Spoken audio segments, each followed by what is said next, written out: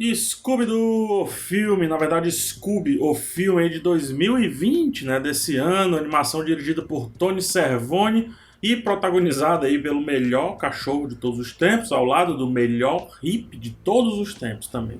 Então, esses são os protagonistas. Sim, temos aqui uma animação do Scooby-Doo, personagem muito popular aqui no Brasil, principalmente aí para quem passou já dos 30 anos de idade, mas que andava meio sumido. E a pergunta que eu fazia era: ora, se tínhamos Vingadores e outros super-heróis, por que não trazer Scooby e Salsicha, ou melhor, Salsicha e Scooby, de volta aí e montar o Scooby-Verso? Por que não? Temos aí então. A animação ela começa com a visita ao passado aí da dupla principal, mostrando como eles se conheceram e como começou aí essa linda amizade. Rapidamente mostra também como conheceram outros amigos, como a Velma, o Fred, a Daphne, e como eles começaram ali esse negócio de caçar fantasmas. Olhando o filme como um todo, não é bem esse o cerne da história. Tudo isso serve apenas para fortalecer mais ainda os laços entre a dupla principal e mostrar como a amizade, assim, na verdade, a boa amizade veio para salvar as pessoas.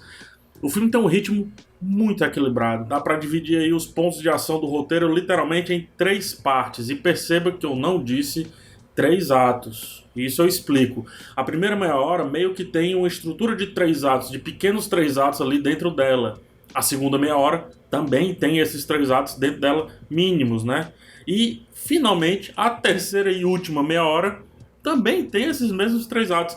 Dada a experiência dos envolvidos em dirigir e escrever desenhos animados para TV, como Tom e Jerry, por exemplo, como Tom e Jerry, como Flintstones, como Looney Tunes, né? É fácil perceber a estrutura bem quebradinha do filme ali, mas que acaba trazendo bastante equilíbrio se a gente está pensando ali em diversão, em ação. Só que isso eles fazem sem se arriscar, eles entregam um filme muito amarrado e todo preenchido, do começo ao fim. O filme é muito, muito preenchido.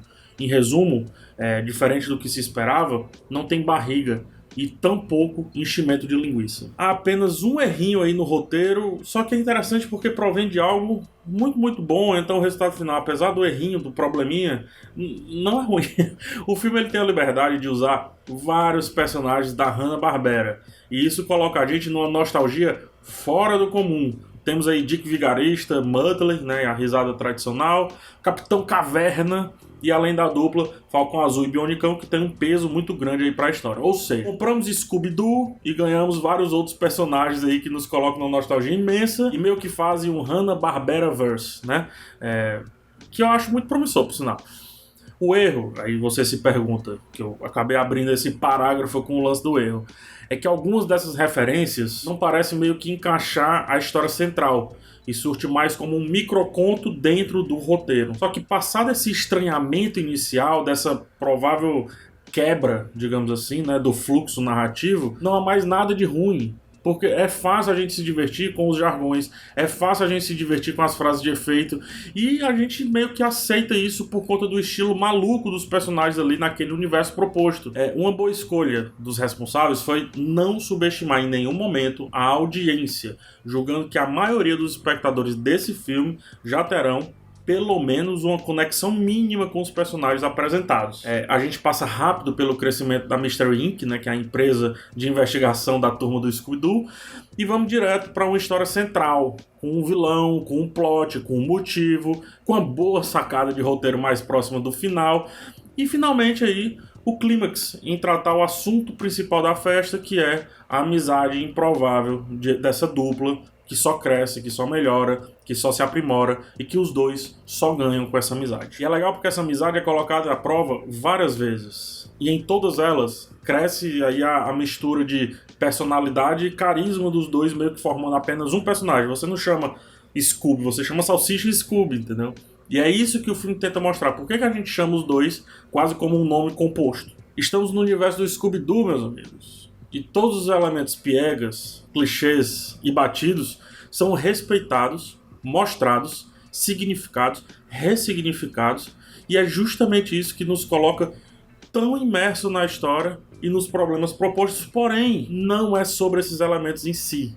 É isso que é legal. Eu tinha medo no começo do filme, que eu pensei, tá dizendo como é que é o nome do Scooby, como é que surgiu o nome do Scooby, tá dizendo tudo isso, então vai explicar tintim por tintim. Não, os elementos eles vêm ali pra dar ritmo à história, pra nos colocar dentro da história, pra respeitar o que havia, né, meio que é uma espécie de reboot, e é lindo, e é divertido, e é bacana. Falando tecnicamente aí da animação, apesar de vir de um estúdio que trabalha muito bem o 2D, aquele desenho em si, o desenhado mesmo, eu diria que o 3D chama atenção apesar das limitações. Ele é apenas o necessário, né, para a história funcionar, mas tem boas fugas ali das limitações impostas.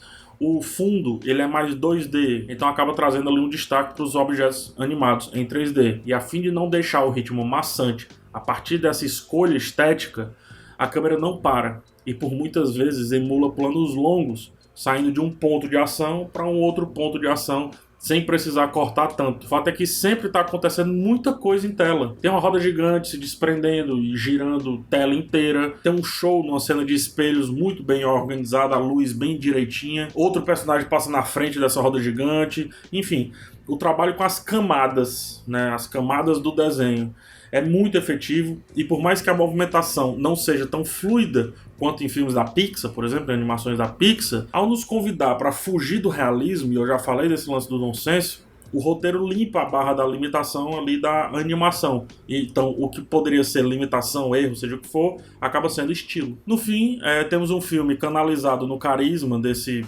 personagem maravilhoso, que é o Scooby. Temos excelentes surpresas e, de quebra, fora tudo isso, apresenta para a criançada um universo que, convenhamos, bate facilmente qualquer outro universo aí no sentido de carisma. Vai dizer que não? Bate sim.